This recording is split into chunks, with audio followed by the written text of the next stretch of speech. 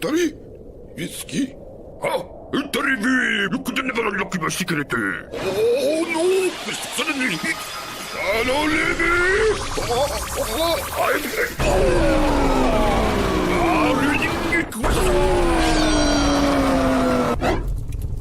Let's begin. Indeed.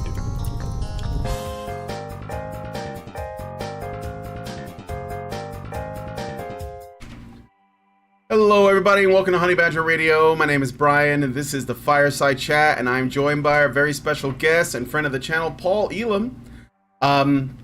Welcome to the show, Paul. It's good to have you back. I think the last time... Yeah, it's great to have you. I think the last time you were on this show, you were still living in Texas? It's been like 7 to 8 years ago. Yeah. I know, I've been meaning to go back. We're all getting old, man. Yeah. And so since then, you've moved to Virginia, which is where I ended up going also, because I got it on good advice that if I was looking to leave Chicago, Virginia would be the next best place. So what do you think about Virginia so far? I love it. We've never looked back. I mean, needless to say, coming from Houston, I don't miss the weather. I don't miss 6 million people in the general vicinity. I don't miss the traffic. I don't miss a lot of things. It's beautiful here. We've never looked back. We love it. Wow. I didn't know 6 million people in Houston? In the metropolitan area. Oh, yeah. We went, I joke about it. The metropolitan area here is 300,000 people. The metropolitan in Houston is 6,300,000. So we just cut off the 6 million. Yeah. That's funny because I thought Chicago is a population of about 3 million. So I would have thought, and from what I understood, I thought Chicago was like one of the biggest, but it's half the size of Houston. Well, it's actually, I think if you count the entire Chicago metropolitan area, you're going to come out with it. Because when I say 6.3 million, I'm talking about the Houston metro area. Yeah, right. The city part of the city, not what people say is the city. Yeah, and all the suburbs and add it all together. Yeah. Well, yeah, I like it a lot too. I like the nature. There's not a lot in Chicago, although they do try. It's I've also been in New York where there's like none, so that's way worse. But yeah, I like that. I don't know, like it is nice. So if there's anybody looking to relocate and you want to go somewhere where you have some friends, I would consider Roanoke, because there's at least 2 people that you probably would get along with. So absolutely, Roanoke for the win. No more, Jojo. Go back to your bed. Go lay down. Okay. So, we got this news about, you're every time you make a new group, it makes the hate list. So, this, we covered it on the show last week, that XYCrew is now on the SPLC's hate watch list, and you're the only male supremacist group, I think, in the country. In the world. That's right. Yeah. Yes. And it's all of this evil where the Legion of Doom rests is in Roanoke, Virginia, which is a small town southwest part of the state. So, I don't know. I think the SPLC knows I belong to a church also, and I'm wondering if my church is now a hate group. Oh, do they know? What church do you belong to? Well, I'm almost hesitant to say right now. Oh yeah, you know what? That's fair. That's fair. Is it a Protestant or Catholic, or can you at least say that much? It's a Protestant church. It's a Protestant church in a secret location. Yeah, undisclosed location. So it's funny that you say that. My wife and I started going to church too, and before that I was agnostic. I didn't really think about it too much. It was kind of forced on me when I was young, so I was turned off by it. But then after I went through all the stuff that I've been through, cancer and all these other things, in and out of the hospital, my wife was like, just basically said, we have to find some community. That was kind of like where the primary thing was, right? We don't know anyone here. and all that. So we started attending, and I'm not evangelizing to anybody. I'm just saying this is what worked for us, And so, that's that. So I was, I had debated asking you about it because I hadn't, I guess, like, I didn't really know if you were sort of that way or if that changed or what have you. And if that's too personal, we don't have to get into it, but No, I mean, I'm totally fine with that. I think my story is similar to yours, Brian. Yeah. Actually quite similar. I have a similar background, and I needed something. I needed something additional in my life. And so without proselytizing, which I'm not going to do, or evangelizing to anybody, I've got no interest in that. I will tell you that in studying religions and looking around the world and looking what works in people's lives and what doesn't, I found that the idea of having Jesus Christ as a role model in life was really sound. If you ignore religious people and their ideas around religion and sort of sort it all out and just look, how did Christ live? What did he say? What did he do? And look, and this is even if some people will say, wait a minute, we've got no proof Jesus exists. I'm including those people in this conversation too. Sure. Because even if he didn't exist, the story of Christ is a great, great instructive event on how to live. If you want to live by principles, and if you want to feel connected to something greater than yourself. And that works for me. So I do it without apology. Yeah. I am a happy Christian. Yeah. All right. Well, that's cool. I mean, not an expected conversation, but one that I'm pleased to know about. So then that means you're just doubly hateful, right? Because like the SPLC has decided it. And have you heard about, so I've been getting into this thing lately. I've been looking at, I've been reading some books. I'm in the midst of reading a book by a man named Father Seraphim Rose, who was an Orthodox Christian church father who wrote about like sort of social issues. And he had this book that I think he was working on in the 70s and 80s. So it's old, and it's called Nihilism. And in it, he basically just talks about the sort of mindsets, that lead to nihilism, and how it all kind of stems from an avoidance of what he calls ultimate truth. Now, I know that, as a church father, for him, that ultimate truth is Christianity, but the other stuff, you can throw that out if you want to, but all the other stuff that he talks about is very, very poignant, because what I'm seeing, I was talking about this with on the show a couple of times. And one of the things that I've noticed is there are women in the Manosphere space, or at least like sort of tangentially in the space. Lauren Southern and Shuan Head, or June, I don't remember her last name.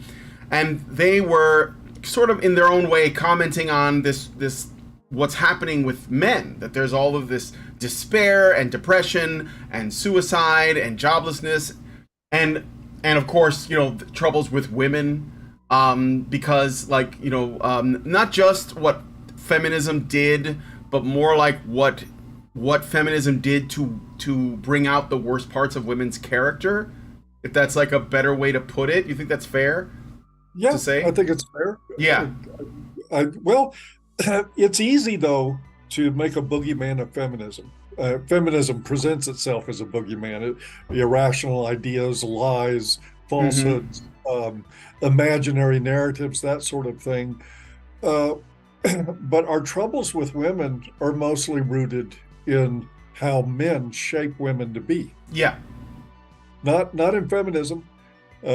Feminism could go away today, and I think men would be nearly in as much trouble as they are, simply because we train women to have entitlement issues that men try to satisfy. That's our relationship in a nutshell. On the overview of it, that men end up depressed is not surprising to me. Yeah. And I think another thing too is that I think our society essentially tells men, they put them in what I call a black category. Now, I didn't make this up, but this is something that Mao Zedong created when he was starting his Cultural Revolution. He had a list of things called black categories, and these were essentially peoples or groups that were opposed to the revolution, opposed to the state.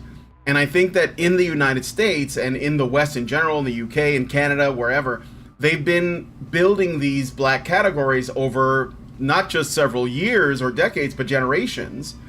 And men were one of the first groups to be put into one of these categories. So this is why, for example, when there's a discussion around abortion, men are not allowed to have an opinion, right? No uterus, no opinion. That's putting men in that category.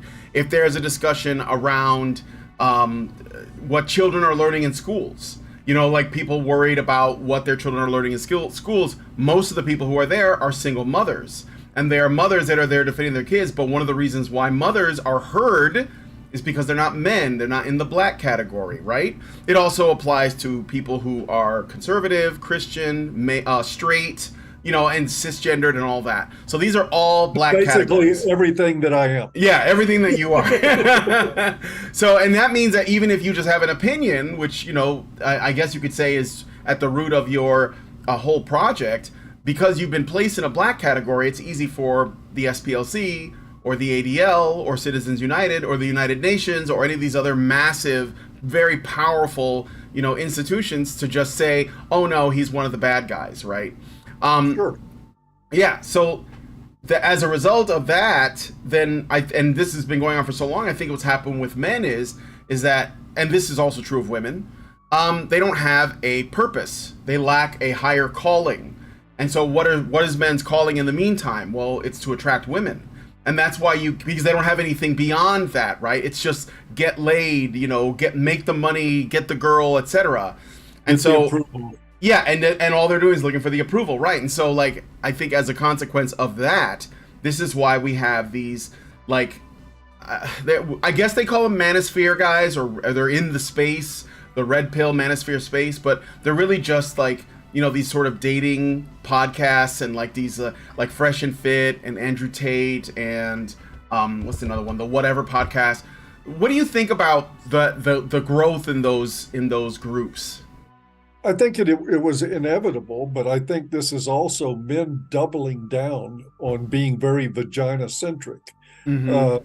Is people like Tate, it's all about getting laid. It goes, but you know, I equate Tate, and I have nothing personal against the guy at all. I don't question how he makes his money, but I do comment on it. Yeah. And what I'm reminded of with people like Andrew Tate is, you remember when you were a kid in the comic books, and there was always like the ad on the back of it of the guy getting sand. Oh yeah, the Atlas ad, and it's like the wimpy guys getting sand kicked in his face. Yeah, send in $2, and they would instruct you on how to be the guy that's kicking the sand in people's face. Yeah, you know, that's Andrew Tate's shtick. That's what he does. And that's what a lot of these guys do. Mm-hmm. I see it very prominently in the black manosphere, and I actually grieve for that. Black culture is a matriarchy to begin with. Oh, for sure. It's very, very matriarchal. And what I see in people I really respect, like Mumia Obsidian Ali and others, Kevin Samuels the same way, it's all about improving yourself in the eyes of women. Mm-hmm. And I think it's a dead end. I agree 100%. And you know, I have also, because the thing is, just I'm with you on the Tate thing. Like, I don't have anything personal against the guy. I understand why a lot of men are drawn to that, because again, that's what they know. Like, most of them are raised by single mothers. They've been centered around pleasing women from birth. And so there's a guy that's like, I can show you how to do it, like, you know, better than anyone else. And so yeah, I think that's a problem. But again, I do believe though that he gets treated really unfairly by the media and like the establishment. And to me, because if I have to arrange things, you know, like in a what is the higher priority, I always put the media and the establishment and the academics and the intellectuals and the feminists first. The politicians, those are the people that are my primary opponent. And guys like Tate, I don't worry about. I mean, if I think he's being treated unfairly, I'll defend him in you know, in that case. But if he does something unlawful and something happens to him, oh well, right? Yeah. That's sort of my take on that. And who knows if he actually did anything unlawful? I mean, we never know what the truth is about anything anymore. Yeah. But you know, he doesn't present, I think, as the most appealing guy to a lot of people, but he's enormously popular. Mm-hmm. I'm just with you on that. I'm like Yeah. non-interested in Yeah. many ways. It just doesn't matter. Right. I don't think Andrew Tate is different from the guy on the back of the comic book 40 years ago that I read. He's Yeah. nothing new. He's just bigger and more visible. That's all. Yeah. Yeah. And of course, there is also, I have a theory that, not that Tate's not a real person, but I think he's him, Fresh and Fit, and so like the Whatever podcast, some of these really prominent ones, I feel like they're astroturfed into like prominence because then people like you or me or Karen, like we get ignored, right? Janice Fiamengo's doing amazing work. Nobody knows who she is. So, you know, you feel like, oh, I see. They put out these guys that are easy, like straw men in the flesh they can tear down, right? Yep. Does that make sense? And I think also part of it is, I mean, there's a reason that somebody like Pearly Things has 1.6, 1.7 million subscribers after a short period of time on YouTube, and I've been there for 15 years and I got like 112,000. I think those of us that are actually telling the truth and who happen to have penises are the last people anybody wants to listen to. One, people don't want to hear the truth. It's so uncomfortable. The average person in society doesn't want to hear it. And if they are wanting to hear it, if they're open to hearing it, they'd much rather hear it from a set of tits. Yeah, that's true. I mean, I think that Pearl's an interesting case because I'm hoping to have her on. I saw that you were on her show once, and I got Mike Buchanan to like put me in touch with her. She's currently in Las Vegas, so I won't hear from her until she gets back. But she is an interesting case because there's another woman competing for attention with her. You might know Roma Army or Chloe Roma. Yeah. And Chloe Roma, I think she's also really big. She's getting up close to the same number of subs as Pearl. But I think that I look at why these people are big, right? Because Chloe Roma's not saying anything that we haven't been saying for at least 10 years. But I think that she also incorporates feminist belief into it. So she's trying to make both of these things work at the same time and doesn't realize that they're basically mutually exclusive. I mean, in my opinion, I don't think they work. But because she speaks on these issues in this way, then the big tech companies are willing to like let her content like slip by. That's what I believe anyway. I think that you're right. I think that if you're gonna tell the hard truths, which it's gonna come around at some point, no matter what, it's gonna make you unpopular.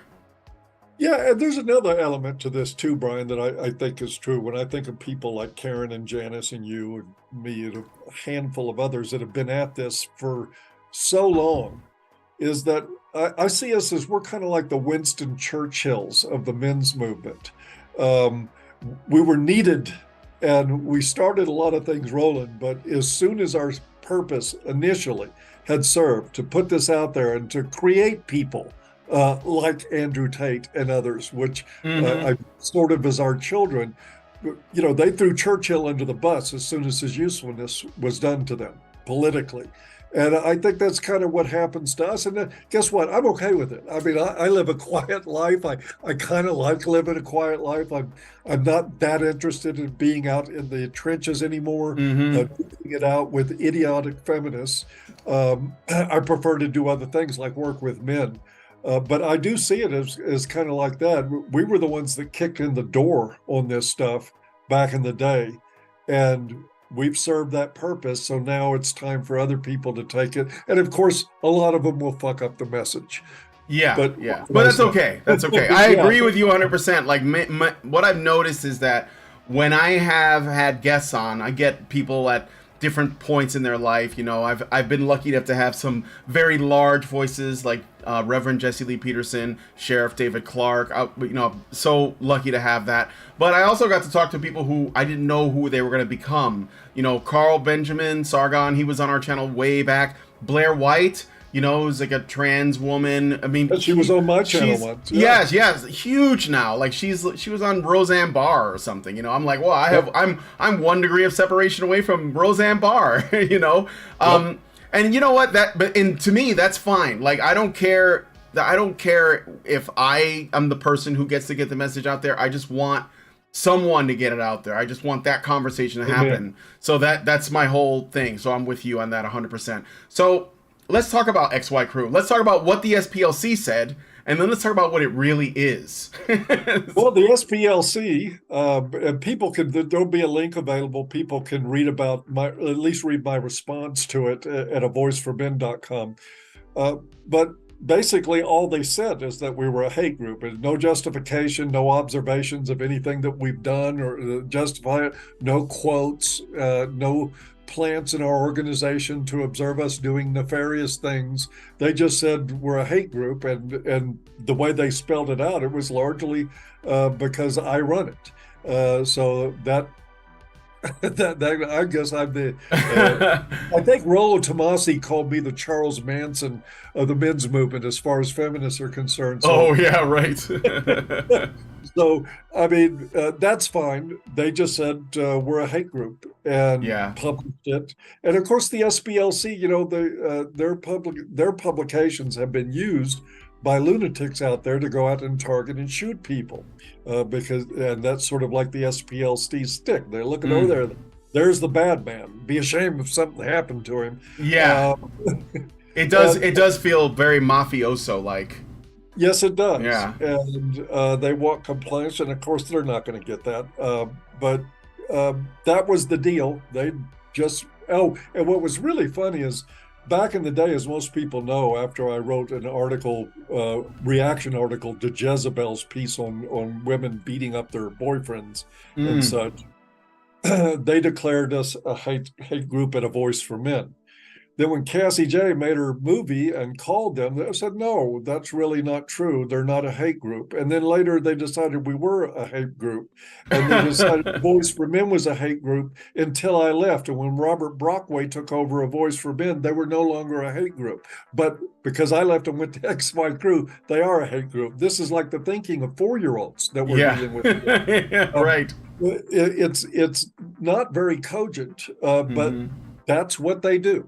And we're going to continue to do what we do. Yep, and people will believe it or not believe it. Unfortunately, too many do believe it. So then what? Okay, so what does it mean to be a male supremacist?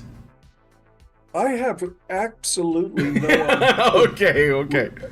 And I never have. I mean, I think in one way, this is a part of criminalizing thought.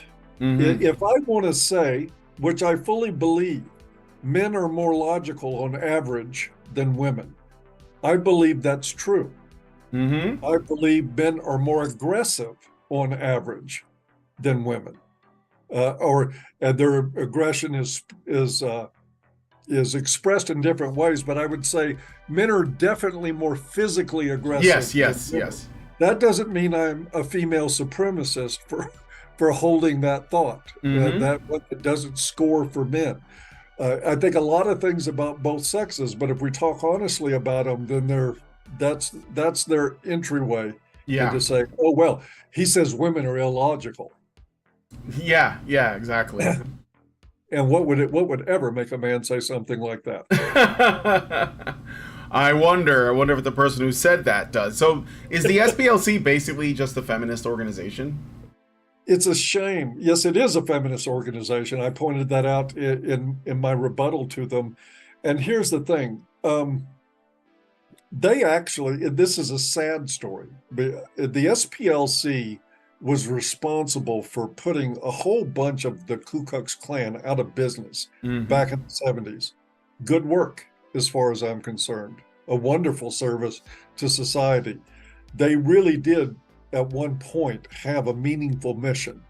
Now their mission is to raise money and to play politics. They demonize the mothers who are trying to have a voice in the school programs for their children. Yes, that's right. They did. They are on the list. Yeah. The Proud Boys, Patriot Prayer. I mean, from what I know, these guys are not hate groups at all. They're patriotic, basically.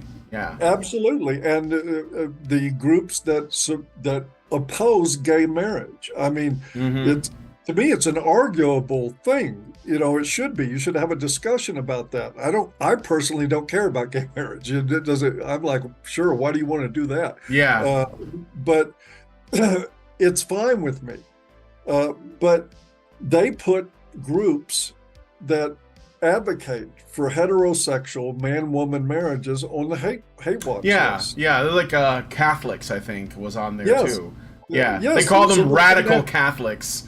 Yes, radical Catholics. Yeah, I don't even Which know what we that really means. all know the subtext to that is all Catholics. Yeah, really. I mean, yeah, just I don't know that there's a difference. Well, except between, Joe Biden. From one, oh yeah, right, Catholic. I forgot, Catholic with 3 Ks. But so Lowercase c. yeah, lowercase c Catholic. So yeah, it is a mess. Unfortunately, this is just sort of like, the norm for us. We always have to deal with that kind of thing. But what does XYCrew really do? And what kind of, like, I'm a part of it, so, like, spoiler alert, I kind of know. But for those of you guys who don't know. Wow, somebody who actually wants to know what we do and ask a question. Yeah, Imagine that. What a wild idea. Obviously, you have no future in the mainstream media, Brian. So if you have dreams That's of why that, I'm doing this. you can get up now.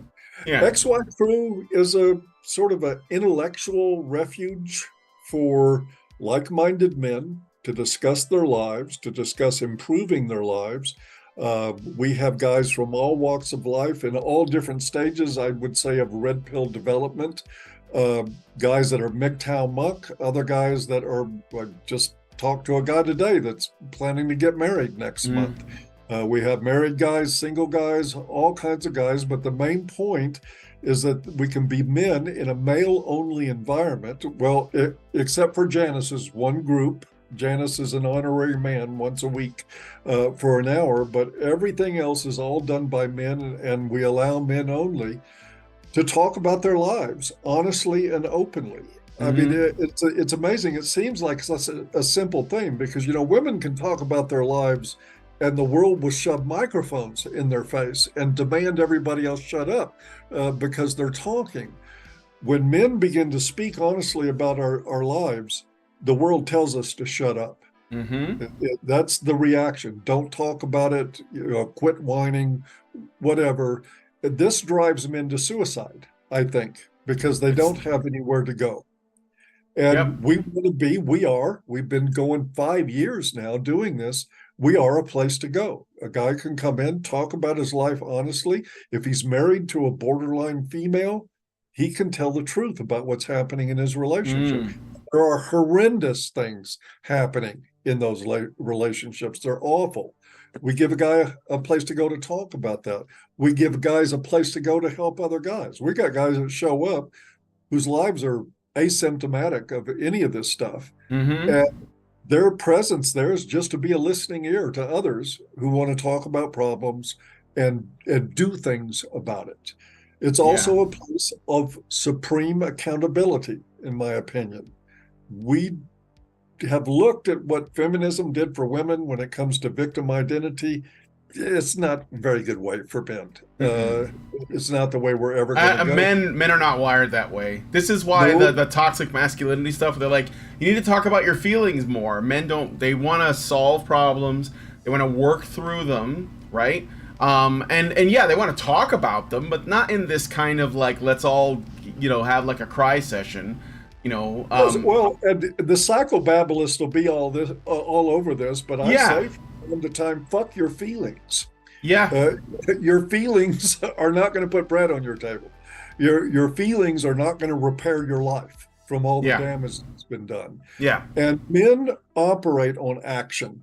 We do things. We even express our grief through doing things. I saw a meme on Twitter the other day that said, instead of going to therapy, a lot of men will rebuild a steam engine and spend time running it with no pay instead of going to therapy. And it's true. And we focused a lot of attention on that, on how you help men. And it's also, I'm sorry, go ahead. No, I would just say you don't do it with boxes of Kleenex and hugs. And also I think that there is something to the conversation happening the way it's happening with us, like over on in a Zoom meeting, because I do the goals and growth on Thursdays at 4. Sometimes I miss it because of scheduling, but usually I make it there, and everyone is on camera, and we're all talking to each other. This humanizes people more, so you don't get into as many like online spats like you might on Twitter or in forums like the incel forums, for example. I don't go to forums, but I've had some of those guys on my show, and sometimes things get heated, but a lot of it has to do with the fact that you're just typing at other people's letters, right? So this is a lot better. You can see, what they're thinking. You can tell when someone's trying to speak up and all of that. What do you think about that? Yeah, well, absolutely. And if you look at the response article that I wrote for SPLC, that is one of the things that I addressed in there is that we're a lot of, and I said red pill, but it's actually all environments on the internet. They crash and burn over flame wars, over unnecessary conflicts, and the red pill community is one of the worst about that. It really is. I know. Spats over whether or not you put a comma or a period somewhere, and that's going to be their thing, their hill to die on. And things just sort of crash and burn. Yeah. MGTOW.com, I went and checked it today. It's not there. Oh. It was a huge forum. Yeah.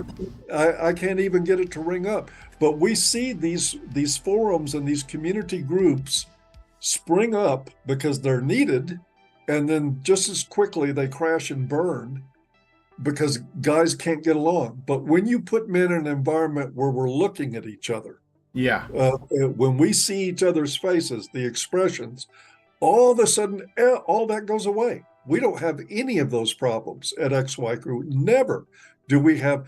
I think we had maybe one person in 5 years rage quit. Mm-hmm. Compare that to your average forum. Yeah. Rage quit by the hour. But yes, the men respect each other. And this isn't something nobody had to corral them and say, here's the rules, you will respect each other. It just happened. As soon as we started gathering and talking to each other face to face, there were no problems. There were no conflicts. There were disagreements, and we still have disagreements. 99% of them resolve quickly. And every once in a while, there's two people that just will never get along, just like real life. And so for me, it's so much better than what you get out of a Facebook page or these discussions. Yeah. Men talking to each other about their lived experience and holding each other's feet to the fire to find solutions is a great way for men to go. It works. And that's why XYCrew, we're not going anywhere. Yeah. We've been here for 5 years. We'll be here as long as I'm sucking air. And after I quit breathing, somebody else will be running it. So there is a space for men. Yes, it's there XYCrew. is. Yeah. So like, I got into I recently reopened a Twitter account. I got a new one because I don't want to miss out on all the drama, and also I'm using it to promote my other channel. But there was someone who came after me and said, like, we know that we need to like stop, I don't know, fighting with feminists on the internet. I don't know who this person is. I assume a feminist. It was a woman and she's wearing a mask. So I just assume if you're wearing a mask, we're not talking, right? You're obviously a feminist, right? Where's your Ukraine flag and whatever the current thing is? But you need a Ukraine mask. Yeah, Ukraine mask, right? She was like, why don't you create a space? And I said, well, we try to create spaces, and feminists always break them up. And because, I don't know if you know, but like Laura Bates, you know who that is? Yes. She's an English feminist, and she's always talking about the Manosphere sort of internet space, and she doesn't say it explicitly, but based on her criticisms, basically she wants to shut the whole thing down. She wants to ban men from the internet completely, or at least wherever they go, she wants them monitored by women, basically, right? So it's like, well, men can't have a space, and I think that is part of the problem I was talking about earlier, where, I think men need a purpose outside of women. And I think that a lot of these red pill guys they're in the same situation. Even though Tate converted to Islam, I don't think that he really understands what a higher purpose is, a higher calling, and this is what men want. And by extension, I think women want that too. And I don't think they're going to do anything until they see what men are doing, unfortunately. I mean, I wanted to believe before when we started doing this that, like, you know, one of the things we want to do at Honey Badger Radio is motivate women to get involved. And it has worked. We've got a lot more women speaking out, but it's too few. And I think, well, if this is going to change course, because like we're at a point now where our population is collapsing. Like people like you, or we're already retired, right? So they're going to be like the next generation is going to be they're coming up on retirement. They're expecting like that the safety net will take care of them. But unfortunately, because so many women are a drain on that system and so few men are paying into that system, and then they're not having children, there's going to be a point where there's going to be no one to pay into the system that supports people, right? So it's unsustainable. And I'm like, well, the thing that has to happen, and I'm not saying that I know how, but the only thing that can happen is people have to form families. Or otherwise, all of your dreams of like universal healthcare and UBI and all this other shit, it's not going to happen. And before that, infrastructure is going to collapse, right? And that includes importing a bunch of people because they're not reproducing either. Like, you know, all the illegals and everything. So it's a problem. So I'm like, okay, well then the only thing that can happen now is that men have to put women aside for a moment, focus on themselves, make the most of what they are, find that higher calling, pursue it, and then the women, if they're smart enough, they'll follow. Does that make sense? It makes sense. However, I don't think men are ever going to, quote unquote, put women aside for a moment. Yeah, I know. Until they have no other choice. Mm-hmm. Only then. I mean, men will be down to their last 50 cents with the government trying to get $2 out of them, still trying to please and take care of women. And as long as men to keep doing that, I think we have to crash and burn first. Yeah. Before we'll see any kind of real resurgence of sanity into the system. Because you're right. Right now, women basically are net losers where it concerns taxes and entitlement spending. They really don't pay taxes compared to men at all. They collect more in entitlements than they put into the system. And men make up the difference for that. Obviously not sustainable, particularly in a society that's not procreating. It's just not going to happen. Right. So I think what we got to do, I believe very strongly what Aaron Clarey always says, enjoy the decline. Watch it on TV, have a beer and watch the whole fucking thing burn, because that's what's coming, and that's all right. Yeah, I know. And you know, it'll just be the Amish left, and that's okay. Because they're having lots and lots of kids, so the Amish, the Luddites, the Mennonites, all those guys will thrive after the fall, and everybody else will suffer. Yep. You know, a quick point about, we were talking about earlier about planting the seed, and you mentioned the article, you know, Basha Violent Bitch Month article that basically was like your big thing, right? And I think that is the seed, that is an example, because if it weren't for that, then Cassie J would not have started on that journey. That was the thing that drew her in, right? And now she's got a movie that does a deep dive. Fortunately, she had the integrity and the honesty to like pursue it justly, unlike everyone else, and I mean everyone else that had a chance to do this stuff. And now I think that the conversation is changing. I have some optimism, at least around the conversation. I do think that it's, you know, we're probably going to see a collapse. I don't know if it'll be in my lifetime, but we're certainly on the way. But I have noticed that I've seen the word misandry used in casual conversation, right? I've seen it in headlines. I've seen it in headlines too, yes. Yeah, absolutely. And it is, yes, we have definitely, there's no doubt in my mind that I can go to my grave knowing that I was one of the people, one of the handful of people that actually did something to start changing the narrative and have people using a different language. It's absolutely happening. And by the way, the Red Pill movie, that is probably the best I told you so that could ever happen to anybody. I have had people for years, ever since I started doing this, Paul, why don't you sound more like Warren? Why do you have to be so confrontational, so rude, so abrupt? Shouldn't you be more like Warren? Well, Warren wrote a bestseller on these issues and was quickly forgotten. Yep. And if I had not done things the way I had did them, the Red Pill movie would have never been made. And that movie has influenced a lot of people's. I bet it's been seen by several million at this point, and it has influenced people's thinking about men, about men's issues. You see, I think it's not sufficient, but you see more general empathy about men's condition than you ever saw before. Yes. Floating around. Yeah, more people are making content about it. Again, I already talked about June, her online persona's Shoe on Head, and she used to be a regular on our show years ago, again before she blew up, because it's like we have the magic touch. You come on our show and then you go on to blow up later. Does this mean I might expect a yeah, you might blow up. You'll probably see you on Alex Jones, like, in a week or so.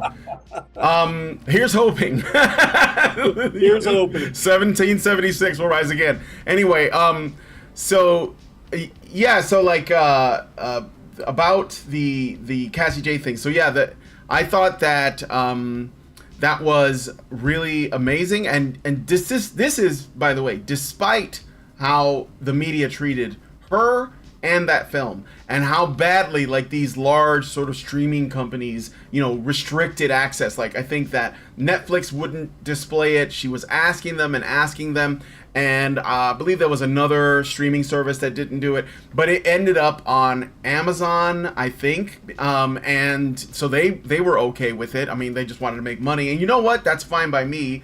Make the money, right? And now I think you can watch it for free on YouTube. And I've been seeing, like you said, more of this is coming out. More people are talking about these issues. Shu made a video where she was talking about, because Shu is a leftist, so she was talking about it from that perspective. And we went through the video, and I got pretty heated. And I don't normally do that, but I have been getting really frustrated with some of the things that, in particular, women on the internet have been doing that have been like claimed to have been like on our side. But I think, and this is something that even my wife said, at some point it seems like many women reach a point when they're in this space where they're like, I can't, I can't deal with this much truth. Or, these men, their frustrations or their anger, I just can't handle it and I gotta leave. And I think that does happen. Or they can't handle the skepticism that our audience throws their way. And the thing is, if they really understood the issues like they claim to, they would understand that skepticism, understand the resistance to them by wounded men who don't trust women in this space. That's true. The ones that have lasted, I think, got that. I see Karen Strawn as somebody that really got that from the beginning and didn't react to that sort of thing. People like Sydney Watson and others, they got a few rude comments. Lauren Southern was another one who came out. And what did Lauren say? She said, I gave them the benefit of the doubt. Like that was hers to confer on us. Yes. The credibility, the arrogance and entitlement came out in the end. And it frequently does. Yep, that's right. I remember that very well. And and again, I had Sydney Watson on too, like again when she was small, but I could tell something was up because she kept making these kind of middle ground cases, and I was like, this is not really an issue of, like when I say men have this problem, I'm not saying women don't have a problem, but that's kind of what her brain was translating, right? And I'm like, but we already have a movement for women. I don't know if you've heard. It's a little excessive, so but anyway, but it has made the rounds. Yes, it has made the rounds. And so like June. Well, I'll come back to Shu. I want to ask something else. I'm gonna do some super chows. I saw that you guys sent some super chows. I will read them in a little while. Jojo is being so. He's just laying there. I don't know what's going on with him. He's expecting me to give him more treats. I don't have anything else. All right, but who? I see some familiar names that are a part of XYCrew that like have sort of things they do. Who's involved with this? Who if somebody decided they wanted to be a member, it's only $5 a month, guys, and I think it's totally worth it. It's $5 a month, and we don't turn away anybody based on money. If you've just been divorce raped and you're broke, get a hold of us. We'll get you in. It's there you go. So even if you're struggling. So who else is a part of this besides you and me? You and me and Janice Fiamingo is a part of it. We have Rob Tiller from Australia, who is an interesting guy. He's a Texas transplant to Australia. Oh. He was a guy, he got fired from a job for posting a Bettina Arndt article on his Facebook page about domestic violence. Yes, I bet. Just think if he'd have posted one of my articles. But he posted one from Bettina Arndt, and he got fired, and he sued to try to win. And of course, they sided with the company that fired him. Totally bad situation. But he's a was this in the States that this court thing happened, or was this in Australia? It was in Australia. Oh, okay. Where he is a counselor. That was his job, was counseling, working with domestic violence victims and others. And he posted this article, which was very helpful about the subject. They fired him for it. He facilitates a weekly group. We have other Australians facilitating groups. We've got a gentleman from the UK who does a photography group. Is it Tom? It's not Tom, is it? Tom is the guy, by the way, guys. Tom is the guy who films the ICMIs when we have them live. He does all the footage. Very hardworking guy. Super cool, dude. I love Tom. And a brilliant teacher when it comes to audiovisual stuff. He knows his stuff very well. Poor guy had a heart attack not too long ago, but he's recovering nicely, and we're expecting a long life out of him. Well, he has to live. We won't let him die. But yeah, that about sums it up. I mean, we have people of varied backgrounds. Don Laufendale's another one. He hosts a group on Wednesday nights, a check-in group for guys, and that's check-in groups is just where we come in and give a summary of how our week, our month, our year, our life has gone, and get feedback from others. It is not, again, as Brian pointed out earlier, I want people to know, these are not group therapy sessions where we sit around and pass Kleenex. And guess what? Every once in a while, a guy will tear up. That's okay. We're not against feelings or emotions. They're very real, and we're there for that. But we find most often men operate best when we're talking about solutions and holding each other to account for achieving our goals. Well, somebody's got to do it. Women aren't doing it. This is nearly every day of the week. It's a wonderful resource for men. We have guys. One gentleman showed up. It was quite suicidal. He was in bad trouble, and he has now ended up. He runs our cyber shed. He's there all the time. For new guys, we have a cyber shed that operates 24 hours a day, where you can come in. Most of the time, there's somebody there. Sometimes they're not. But it's a place outside the meetings that people can come in. And this gentleman runs that for us, maintains it, has maintained it for years now, since he joined us. And he's become an institution around XYCrew for his wonderful work, being there for men who show up in bad shape. Yeah. See what I mean? He has a purpose now. He has his calling, right? Gives him something greater than himself. Yes, something greater. Exactly. Yes, and also, I didn't notice this before, but you have a music roundtable.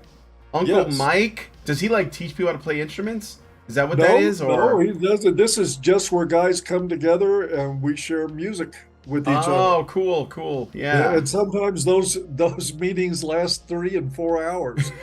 Of guys just talk about music, playing one song after another and talking about music. It's amazing how much fun it is. It is a lot of fun. That's great, man. Okay, so I got about 10 minutes. I'm going to read some super chows. Is there anything else about XYCrew that I did not mention, or SPLC or whatever that you wanted to bring up? Yeah, screw the SPLC. Yeah. We're done with them. But what I want to stress to guys out there, look, if talking to other guys and being in a group of guys, if that doesn't appeal to you, fine. I get it. I understand it's not for everybody.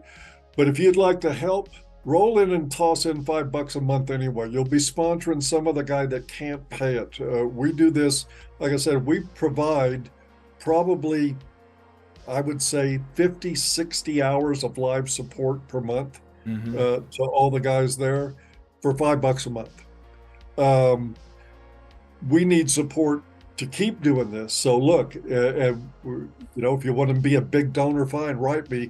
But most importantly, if you got the price of a Starbucks to spare once a month, drop it on us. It'll support another guy who's in real trouble, who really does need us. Yeah. To come in and be a part of us. Yeah. Pay it forward. So yeah, there was speaking of pay it forward, I watched. This is like as an aside. I watched The Sound of Freedom on Sunday. So I don't know if you've seen that movie. I haven't. I don't know if you haven't. If you had any interest in it or whatever. But yeah, I do, but I just haven't gotten around to seeing it. Yeah, I do recommend it. And I think the main reason why I decided I really wanted to see it was because of how the media treated it, because it reminded me of the Red Pill. It was the same thing. And they have a system called Pay It Forward where, if you are able, you can pay for an extra ticket, and that would somebody can get to watch the movie for free. So maybe you could, look at that model, and you could do something like that with XYCrew. So guys that can't afford it, they can have somebody else sort of pay their way. So just something to think about. Yeah, I'll check it out. Yeah, definitely. It's very cool. So I got some super chows. I'm going to read them out. So a couple from this morning, so before the show. Commenter gives us $10 and says, thank you for Fireside Chat 227 and maintaining frame 66. This is Fireside Chat 228. So you're talking about Phil Mitchell. Yes, Phil Mitchell's great. I'm glad he came on. Apparently, despite being a gay man that cares about therapy for men and healing them in a masculine way, he's still the enemy to feminists. So you remember all that intersectional garbage? It doesn't mean anything. It comes down to men are the enemy, or people who oppose their narrative are the enemy. Maintaining Frame 67 gives us $5 and says, great show, thank you. By the way, did you know that Amazon has been a military contractor for at least a decade now? They sell cloud services to the government. In general, big tech has joined the military-industrial complex. Not surprising. I mean... Yeah, no surprise at all there. Yeah, no surprise there. Corporations are generally, they are government institutions. They are fascist institutions. They are not capitalist, no matter what these people tell you. So yeah, sure. I mean, who was the one who benefited the most when they were locking down all the small businesses? It was Amazon. So. Yep. And Walmart. And Walmart, yeah, all the big companies, but especially Amazon. I think they became $1 trillion company after that. So. Well, as I understand it, the virus didn't go into places like Amazon. Yeah, it didn't go, or to. Yeah. Stayed out in the parking lot. Yeah, and it didn't go to BLM riots or anything like that. Like, it didn't spread to those places. Not. Just like beaches in Florida. Yeah, no. Exactly. Yeah. Okay, so I got one more. Zaranx gives us $20. Thank you, Zaranx, and says, Brian, please forgive the length. Paul, I'd like to know if what you said regarding Red Pill philosophy in part 6 of your Fight Club review is something you still believe. If so, how can we get that message out there, seeing as so many are trying to tear down what will be helpful to men, in spite of the fact that they merely dip their toes in the water? If that. I've included it in case you don't remember it, so he does have it here. So I'll read it for you. Quote, yeah, you're going to have to. Because yeah, okay. I don't remember what I said in part 6. Yeah, I don't remember what I said yesterday. Red Pill philosophy, at least as I understand it, reduced to its core wisdom, informs us that the enemy, the real enemy, is within. It's not women that get us. It's our naivete and mindless attachment to them. It's not gynocentrism. It's our willingness to enslave others by making sacrosanct its crazy dictates. It's not consumerism. It's our undeveloped values and our attachment to things, our worship of objects and the imagined status that they bring. That's the beauty of red pill philosophy. It doesn't require the world to change for us to reap the benefits if we want to erase the impact of consumerism in our lives. The only thing we need to destroy is our credit cards, not Walmart, not IKEA, not Starbucks, but the part of ourselves that is foolish enough to believe and think those things are important. Red pill men don't seek to destroy marriage, they just quit participating in it. Our reaction to the stupidity of marriage is a strike, not a war. Red pill men place the onus for change where it belongs, on ourselves. That is the freedom. It's the only answer that was ever needed, end quote. Wow, that was pretty good. Yeah, it was pretty profound. I don't know who wrote that, but Yeah, I don't know who wrote that. But, somebody, he should have a show.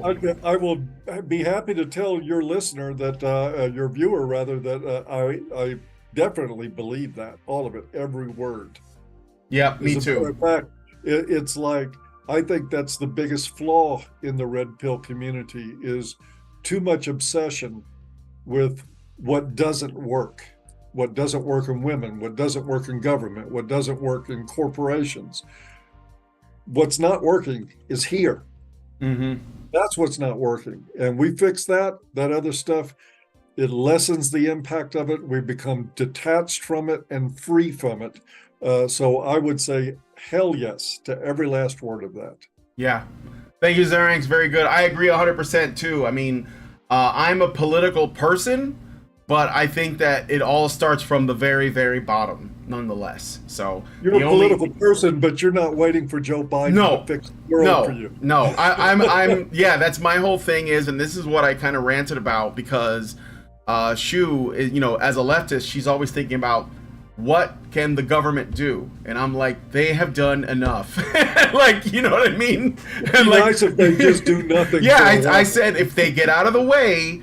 And this is the thing, like women, and I include women like that are supposedly, you know, red pill women or claim to be or whatever, they see the state as a replacement for men. So when they say we need the state to do this, they want to say, or what they really should be saying is, how can I encourage the men in our community to make this better? Because the state will not do it. And the problem is that we have demonized men, we have marginalized men, we have minimalized them, we have attacked them, we have, you know, done everything you could, and yet somehow they're managing to keep everything running regardless, and yet we're still, people like that are still complaining, or they're trying to figure out how they can get the government to do stuff. And I'm like, can we just focus on the people who actually, like, who pays the government, guys? Why are you including the middleman here? Just go to the people. Hello? I need your help. Ladies, there's nothing wrong with saying I need your help. Like there's no shame in that.